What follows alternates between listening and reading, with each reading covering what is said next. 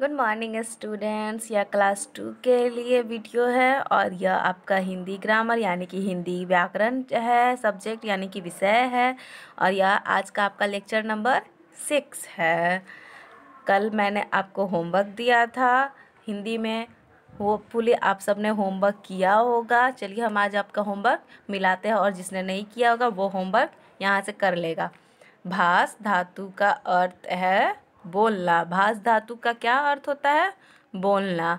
भाषा के डैश रूप होते हैं, भाषा के 2 रूप होते हैं, एक मौखिक भाषा और एक लिखित भाषा। मैंने आप लोग को पढ़ाया है।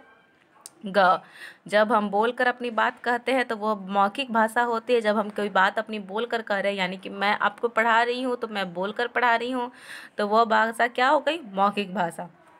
लिखी हुई बात को पढ़कर समझा जाता है। यह सब मैंने लिखा है। और लिखी हुई बात को हम कैसे पढ़ते हैं? लिखी हुई बात को हम पढ़कर समझते हैं। नंबर 3, नीचे दिए गए प्रश्नों के उत्तर दीजिए। फर्स्ट प्रश्न क्या है? भाषा किसे कहते हैं? अपनी बात दूसरों को समझाना और दूसरों की बात समझना ही भाषा कहलाती है। तो भाषा क्या होती है? हम जैसे मैं आपको पढ़ा रही हूँ, आप मेरी बात समझ रहे हैं और आप मुझे अपनी बात कल होकर समझाएंगे, तो यह भाषा हो गई। भाषा के कितने रूप होते हैं? किसी एक का वर्णन कीजिए। तो भाषा के 2 रूप होते हैं, एक मौखिक भाषा और एक लिखित भाषा। लेकिन किसी एक का वर्णन करना है तो हम यहाँ एक का वर्णन किए हैं, मौखिक भाषा। जब मनुष्य बोलकर अपनी बात कहता है तो वह मौखिक भाषा है। मनुष्य जब अपनी बात बोलकर कह रहा है तो वह मौखिक भाषा है। सॉरी बच्चों, यहाँ जगह कम पड़ गई थी तो मैंने छोटा छोटा यहाँ पे लिख दिया है। नंबर ग, लिपि से आप क्या समझते हैं? कुछ भाषाओं और उनकी लिपियों के नाम लिखिए। तो भाषा को लिखने का ढंग लिपि कहलाता है। कुछ भाषा और उनकी लिपि के नाम लिखना है तो यहाँ हमने भाषा लिखा है, यहाँ हमने लिपि लिखा है। तो भाषा में हमने हिंदी संस्कृत लिखा है जिसकी लिपि देवनागरी है। सेकेंड भाषा हमने अंग्रेजी लिखा है, उसकी लिपि रोमन होती है। और थर्ड भाषा हमने उर्दू और अरबी लिखा है जिसकी लिपि फारसी है। नंबर ग, बोली किसे कहते हैं? किसी बात को समझाने के लिए हम जिस प्रकार बोलते हैं वह हमारी बोली कहलाती है। यानी कि मैं जिस प्रकार आपको पढ़ा रही हूँ अपनी बोली से और आप समझ रहे हो, उसे हम बोली कहते हैं। नंबर 4, सही कथन पर सही और तथा गलत कथन पर क्रॉस का निशान लगाइए। क, भाषा को हाथ से पढ़ा जाता है, यह गलत होता है।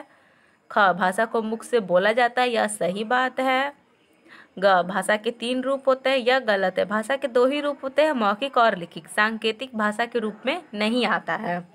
घ, सभी भाषाओं की एक ही लिपि होती है, यह गलत है। अभी हमने पढ़ा है ये बात। अंग, आपसी बोलचाल की भाषा बोली कहलाती है, यह सही है, सही बात होती है। तो आज आपका भाषा और लिपि यहीं पे ख़त्म होता है और हम नया पाठ स्टार्ट करने जा रहे हैं। नया पाठ कौन कौन सा है यह हम आज पढ़ेंगे। तो हम यहाँ पर नया पाठ ले रहे हैं। आज आप अपना डेट डाल लेंगे 25/4/2020। तो आज आपका नया पाठ का नाम क्या है? वर्णीय अक्षर। वर्णीय अक्षर को हम क्या कहते हैं इंग्लिश में? लेटर। मुख से निकली प्रत्येक ध्वनि को लिखने के लिए प्रयोग किए गए चिन्ह वर्णीय अक्षर कहलाते हैं। जो भी हम मुख से यानी कि अपने मुंह से जो बात कह रहे हैं यानी ध्वनि, एक एक वर्ड या जो मैं आपको जो बात कह रही हूँ वो भी एक प्रकार की ध्वनि ही है। तो उस ध्वनि को लिखने के लिए जो हम चिन्ह यूज करते हैं उन्हें हम वर्णीय अक्षर कहलाते हैं। जैसे आम, आम एक प्रकार का ध्वनि है। तो आम को हम किस में लिखते हैं? आ प्लस म प्लस अ, आम। म में अ है छुपा हुआ, इसलिए आम हो गया। आम एक प्रकार की ध्वनि है और इसे हमने छोटे छोटे टुकड़ों में तोड़ दिया है। तो यह हमारा आ म और अ वर्ण है। वर्ण या अक्षर हम दोनों कह सकते हैं इसे। यहाँ देखिए फूल, फूल एक प्रकार का ध्वनि निकल रहा है। तो हम यहाँ पे फ प्लस उ प्लस ल प्लस अ, तो यहाँ हम ये सब वर्ण है। यह फूल को हमने छोटे छोटे टुकड़ों में तोड़ दिया है जिससे कि यह वर्ण या अक्षर हो गया और यह ध्वनि हो गया। तो यहाँ देखिए ध्वनियों को लिखने के लिए प्रयोग किए गए हुए चिन्ह वर्णीय अक्षर कहलाते हैं। वर्णीय अक्षर किसे कहते हैं? तो ध्वनियों को लिखने के लिए प्रयोग किए हुए चिन्ह वर्णीय अक्षर कहलाते हैं। यह भाषा की सबसे छोटी इकाइयाँ हैं। यह भाषा की सबसे छोटी इकाई है। यहाँ हमने देखा है यह सबसे छोटी है, इनके टुकड़े नहीं किए जा सकते। तो यहाँ हम जैसे में देख सकते हैं, आ के हम टुकड़े नहीं कर सकते हैं, म के हम दूसरे टुकड़े नहीं कर सकते। और यह सबसे छोटी इकाई है।